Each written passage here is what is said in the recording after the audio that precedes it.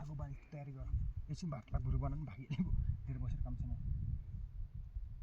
सानो सानो भयो हैन म त बनाए आन्न चाक दिम के चाक दिनु हैन हिजोको टोप छ त त्यो बनाएन बनाउनु नि पहिला आगो टाक्नु पर्यो आगो लागिराख्नु माने फुडी निकालिदिउँ त हैन के जब्स हो के जब्स कुरी हैन जब्स हो तर हामीहरु हिँडेकै रहेछौँ यार कहिले हो त्यहाँ पुग्ने हुनेलाई त हेट कामलाई त मरिन्छ भने मैले त नाइ भनिरहेको थिएँ अझ बर्बादन पुग्ला पहिला नटिन्छ छ र रोट्टा भयो के ए अँ हट अलि जाने नै यार जान्न ओपन नम्रे आफोटा चाहिँ नटिन्छ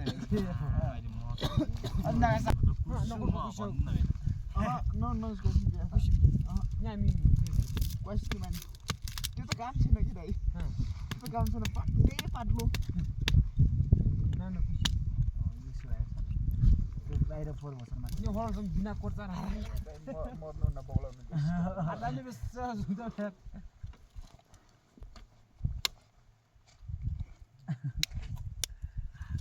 सल्काएर हाल्यो कि यो हाम्रो सम्झिएर सब हेरेको हेऱ्यो हो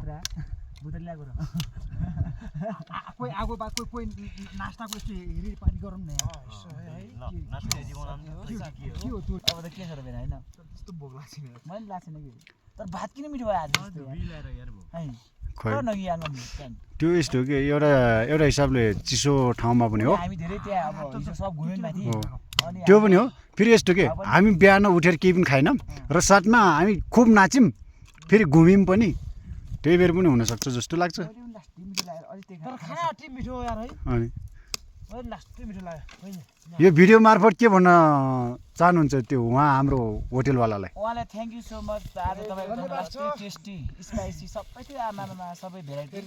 फेरि पनि आउने बेला यस्तै गरी हामीलाई सर्भिस दिनु होला है भन्ने चाहन्छु हामी अहिले कहाँ पुगिसकेका छौँ हामी चाहिँ अहिले अब यसलाई भन्छ चोयनेटा सिमानाको नजिक नजिक भनौँ हजुर त्यसो भएन अब लगभग 1 घन्टा लाग्ला हामी अब आफ्नो गन्तव्यमा पुग्नको लागि जम्मा बोर्ड लाग्छ बाटो ठुलो भएको भए हुन्थ्यो होइन बाटो अप्ठ्यारो सानो नला नला त पाकन दान ठुलो भयो यसको अघि आगो बाल्ने एउटा सुन्नु न चाउचाउहरू ल्याएको छ भने त्यो चाउचाउको उस फुटाएर हालिदिनु न हो कि होइन अनि हाम्रो भान्जाले के हो वनको चिजलाई हातले समातेर दुईटाले यो त मेन्टल हो नि होइन र तर कोही कोही मान्छे के अरे डाँगे भन्दा अगाडि दौडिनु नि रहेछन् हेर्नु हामीले देख्यौँ होइन एउटा ढाबे के भाले यार यस्तो खतरा ऊ गरिरहेको के बसी के तर हामीले फोटो खिच्यौँ होइन तर बिचमा परेर केही देखिन के फेरि अलि राम्रो क्यामेरा भएको हुन्थ्यो तर अरूले आइनु बुढा सुरले हिँड्नुपर्छ यार होइन यो हड्डी नभएको जिब्रोलाई जिब्रो नभएको हड्डीलाई हड्डी नभएको जिब्रो नभएको हड्डी जे जान्छ एकचोटि झुक्किलो भयो मै झुक्किने जहिले सुरुमा त्यो धुरी भनेर पहिला भन्नुपर्छ नि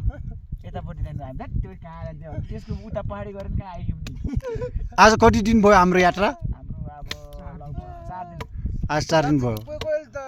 ओ कसरी कट्ने त्यो धुरी भनिरहेको थिएन म त होइन तपाईँहरू चाहिँ अब यो च्याल मार्फत के भन्न चाहन्छु भन्दाखेरि स्वर्ग देख्न छ भने आउनु होला तपाईँको माथि के भन्छ त्यो फागुने भिर तर फेरि आएर पनि अमृत गुरुङज्यू दाइको गानैमा छ त सिरिमेसी फुल बबाल छ गाई चाहिँ तल ठिक जाने भने एकचोटि फेरि अवश्य अवलम्बन गर्नु होला भन्न चाहन्छु म हामी अवश्य गर्नेछौँ फेरि हाम्रो चिट्टो नै बुझाएको छैन बुझ्ला त यार यो त टिजर मात्रै भयो कि फिल्मको जुन हुन्छ नि ट्रेलर पनि तर यो मान्छे म अचम्म लाग्यो कि त्यो ए जति माथि गइन्छ उति छिटो हिँड्छ रे फेरि खाना नै हामीले भन्दा यति खान्छ नि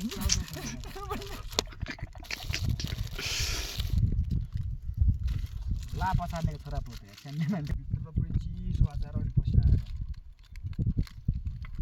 दाउरा बाल्ने स्टाइल खासमा यस्तो हो कि मजाले बोल्न नि पाउँछ मजाले चाप्न नि पाउँछ यस्तो माफु चिया खाएको अलिक मजा आउँछ घाँस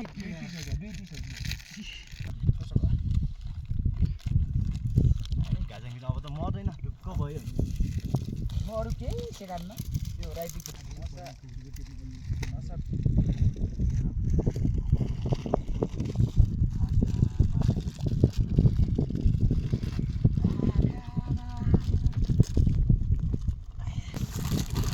जाडो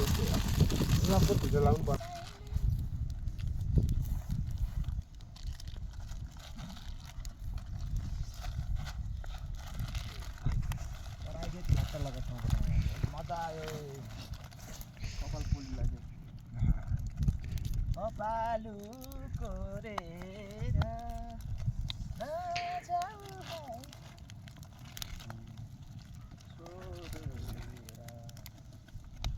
त्यो चिसो हालिदिनु अब बल्छ मलाई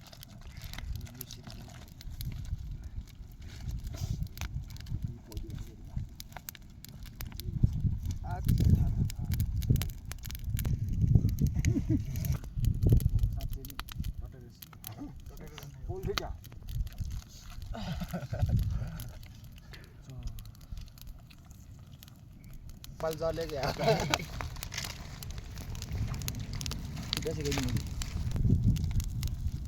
कपाल जलेर फेरि तालु हाल्नु पर्ला